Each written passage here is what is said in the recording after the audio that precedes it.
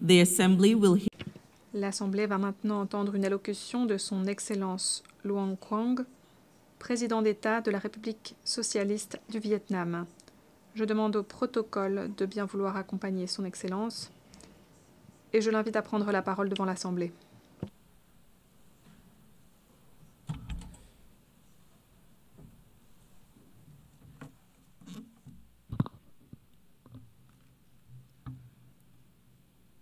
Thưa bà Chủ tịch, tôi nhiệt liệt chúc mừng bà. Madame la Présidente, je souhaite sincèrement féliciter Madame Annalena Baerbock pour son élection à la présidence de la 80e session de l'Assemblée générale des Nations unies. Je suis convaincu que, forte de son expérience, elle pourra conduire avec brio nos travaux. Je salue Monsieur Philemon Young, président de la 79e session, et le secrétaire général Antonio Guterres de leur contribution. Madame la Présidente,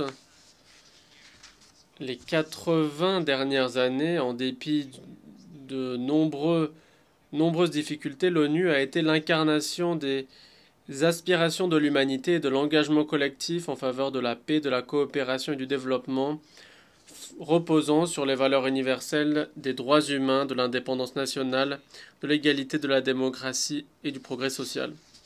La coopération multilatérale a permis de véritables avancées, notamment dans le domaine de la prévention des guerres, la promotion de la paix et de la coopération, des amitiés, la réduction de la pauvreté et de la prévalence des maladies, l'amélioration des niveaux de vie, la promotion des sciences et de la technologie, et ce, à un rythme sans précédent. Toutefois, aujourd'hui, notre monde change de manière profonde face à des défis de taille.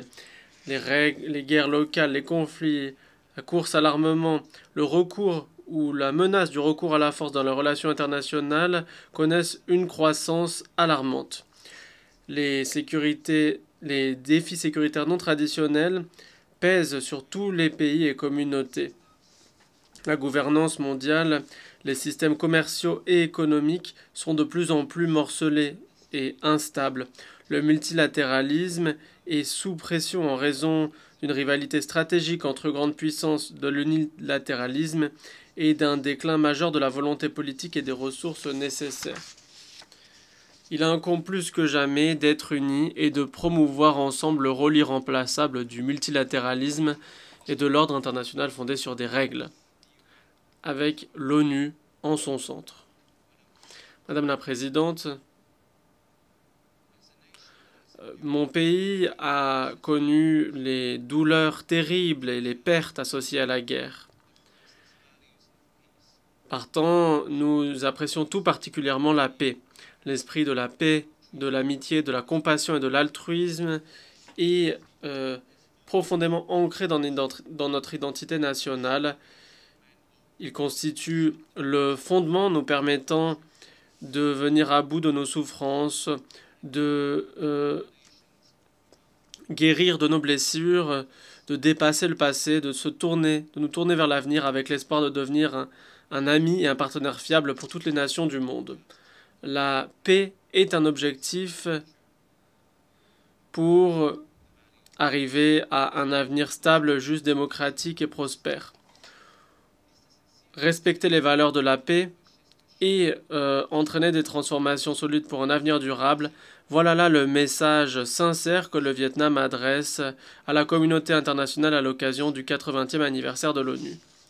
Suivant cet esprit, j'ai quelques réflexions que j'aimerais partager. Tout d'abord, respecter les valeurs de paix nécessite des mesures concrètes plutôt que de simples paroles. Nous devons réaffirmer le rôle et la primauté du droit international comme pierre angulaire de la paix et de relations entre nations sur un pied d'égalité. Tous les pays doivent montrer clairement qu'ils ont une responsabilité dans le respect du droit international et de la Charte des Nations Unies. Ils doivent respecter les principes d'indépendance, de souveraineté, d'intégrité territoriale, de non-ingérence, de non-recours ou de non-menace de recours à la force et de règlement pacifique des différends. Le Vietnam se félicite des efforts récents visant à parvenir à la paix et la réconciliation qui ont permis des résultats importants dans de nombreuses régions, avec par exemple un accord de paix entre le Rwanda et la République démocratique du Congo, ou encore entre l'Arménie et l'Azerbaïdjan. Nous apprécions tous les efforts diplomatiques déployés et espérons que ces derniers aboutiront à des solutions pacifiques pour les problèmes sécuritaires régionaux et mondiaux. Nous devons pratiquer une culture de la paix en renforçant la confiance, la coopération internationale et la solidarité, en promouvant le dialogue et en nous écoutant et nous comprenant, en respectant les différences et en cultivant l'amitié entre nations. À cette occasion, le Vietnam appelle à des cessez-le-feu, à la fin de tous les actes de violence, à la protection des civils et à la facilitation de l'accès humanitaire dans les zones de conflit. Le Vietnam salue la reconnaissance récente de l'État de Palestine par plusieurs pays et exhorte la communauté internationale à agir sans délai pour mettre fin à la crise humanitaire que connaît le peuple palestinien. Nous réaffirmons notre solidarité vis-à-vis de l'État et du peuple cubain et appelons les États-Unis à lever l'embargo qui pèse sur Cuba et à retirer Cuba de la liste des États qui soutiennent le terrorisme. Nous devons par ailleurs promouvoir le rôle des organisations régionales dans le renforcement de la paix, de la coopération et du développement. Les efforts internationaux en faveur de la paix et du développement ne seront efficaces que pilotés par des organisations régionales en tenant compte des particularités de chaque région et pays. En tant que membre actif de l'ASEAN, mon pays est fier du renforcement de l'ASEAN et de sa centralité dans l'architecture sécuritaire de l'Asie-Pacifique et de l'architecture du développement de la région. L'ASEAN a contribué à l'accord de cessez-le-feu entre le Cambodge et la Thaïlande. Nous sommes attachés à la défense des valeurs essentielles de l'ASEAN, de solidarité, consensus, unité dans la diversité, en faveur de la construction d'une communauté de l'ASEAN résiliente, inclusive et durable. Et sommes attachés à la mise en œuvre du consensus sur Myanmar en 5 points. Nous nous attacherons à maintenir la paix, la stabilité, la sécurité, la sûreté, la liberté de navigation dans la mer de Chine méridionale, conformément au droit international, notamment et plus particulièrement à la Convention sur le droit de la mer de 1982, tout en appliquant la déclaration sur la conduite des parties et en œuvrant pour finaliser le code de conduite dans la zone. Deuxièmement, à un moment historique, nous devons nous transformer pour façonner un avenir durable. Les institutions de gouvernance internationale, notamment les organes de l'ONU et les instances financières et monétaires internationales, doivent se réformer pour s'adapter, assurer l'équité, la transparence, la cohérence et l'efficacité dans leurs activités et mieux tenir compte des besoins de tous les pays et peuples. Le Vietnam appuie les efforts de réforme de l'ONU, notamment l'initiative ONU 80, qui vise à construire une ONU 2.0 plus efficace, cohérente et rationalisée. Cette initiative doit faire fond sur une approche intégrée holistique pilotée par les États membres. Le Vietnam se tient prêt à partager son expérience de mise en œuvre réussie de l'initiative des organisations de l'ONU, une seule organisation, tel que le modèle a été déployé dans le pays. Nous devons construire des modèles de développement durable fondés sur la transformation numérique, la transition verte, deux éléments qui se renforcent et qui peuvent entraîner des révolutions majeures. En effet, elles permettent une convergence entre progrès scientifique et technique et durabilité environnementale. Pour faciliter cette transformation double, les pays doivent formuler des plans cadres pertinents, investir fortement dans la recherche et le développement, former des ressources humaines de haute qualité et développer les technologies vertes et les infrastructures connexes. Il importe par ailleurs de promouvoir la coopération internationale dans le domaine du transfert de technologies et de la mobilisation des finances vertes. Pour qu'il n'y ait pas de laisser pour compte, les pays développés doivent assumer leur responsabilité de partager et transférer les technologies vers les pays en développement ou sous-développés. À cette époque numérique, les sociétés connaissent des transformations d'une cadence, d'une ampleur et d'une profondeur sans précédent, qui s'accompagnent de difficultés croissantes liées à la pauvreté, les inégalités, le chômage et une crise de l'information et de la confiance. Nous devons garantir que la transformation sociale demeure un processus centré sur l'être humain, mettant l'accent sur des priorités telles que l'élimination de la pauvreté, le plein emploi et l'emploi décent, et la justice sociale et l'inclusion. Le Vietnam formule l'espoir que le deuxième sommet social de novembre permettra d'arriver à des résultats importants et renforcera encore l'élan généré par la mise en œuvre du programme à l'horizon 2030.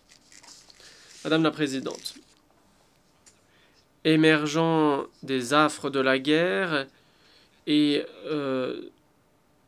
jadis pauvre, dépassé, isolé, le Vietnam a connu une progression historique. Nous entretenons des relations diplomatiques avec 194 pays, avons noué des partenariats stratégiques et globaux avec 38 nations et avons adhéré à plus de 70 organisations internationales. Le Vietnam compte parmi les 32 plus grandes économies et les 20 premiers pays s'agissant du volume des échanges. La vie de plus de 100 millions de ressortissants vietnamiens s'est fortement améliorée, avec une réduction majeure du taux de pauvreté multidimensionnelle. Nous avons honoré les objectifs du millénaire pour le développement en avance et honorons nos engagements internationaux et sommes en bonne voie pour honorer nos 2 objectifs stratégiques du centenaire, devenir un pays à revenu intermédiaire de la tranche supérieure industrialisée et moderne d'ici à 2030 et une nation à revenu élevé et développée d'ici à 2045. Au nom de l'État et du peuple du Vietnam, je remercie l'ONU et ses agences, les États membres et les partenaires qui nous ont accompagnés sur cette trajectoire de développement.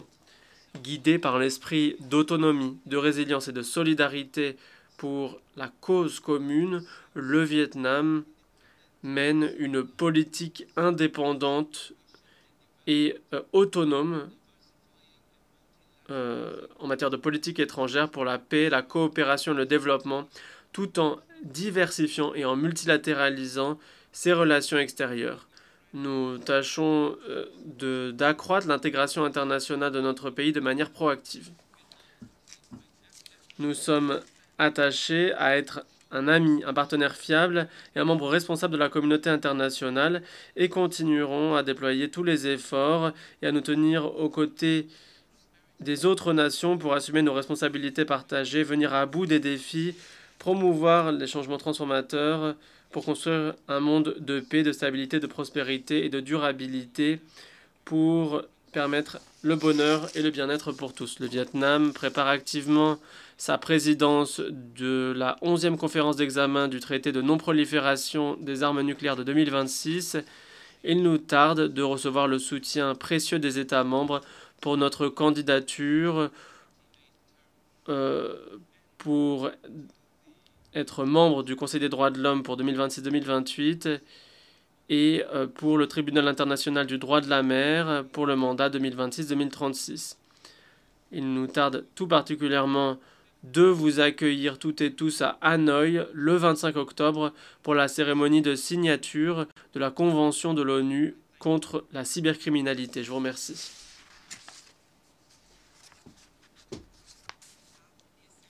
Au nom de l'Assemblée, je souhaite remercier le président d'État de la République socialiste du Vietnam.